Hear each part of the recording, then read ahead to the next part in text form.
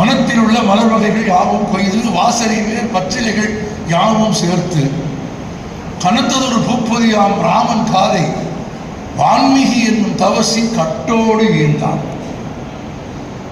இனத்தையெல்லாம் ஆய்ந்தறிந்து இணைத்து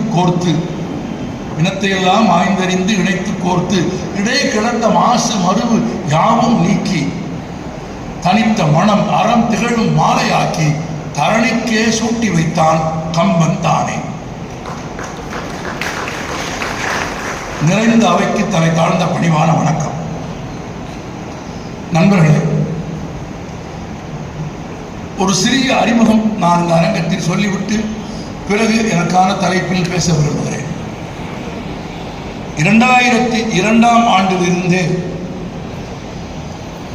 பொது மேடைகளில் நான் கம்பனை பற்றி பேச ஆரம்பித்திருந்தேன். நான் அதற்கு பிறகுதான் கம்பனை படிக்கவும் வாசிக்கவும் பேசவும் ஆரம்பித்திருந்தேன்.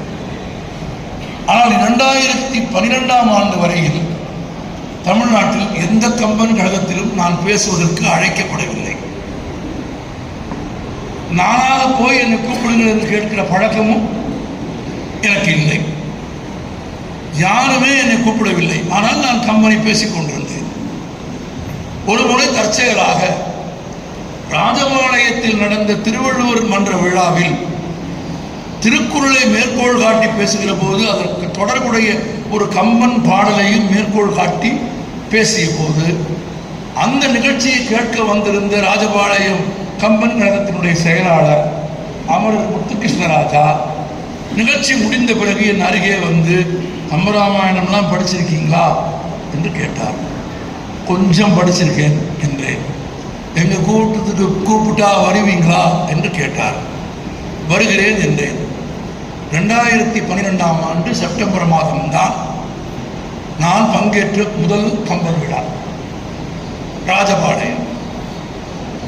அதற்கு முன்பு எந்த கம்பன் விழாவிலும் நான் பேசுவதில்லை, அழைக்கப்பட்டதில்லை. முதல் கூட்டம் ராஜபாளையம்.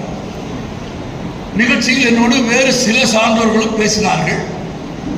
அவர்கள் பல ஆண்டு காலம் கம்பனை பற்றி கம்பன் விழாக்களில் பேசிக் கொண்டிருப்பவர்கள். அந்த அரங்கத்தில் அன்றைக்கு நான் தான் புதுமுகம்.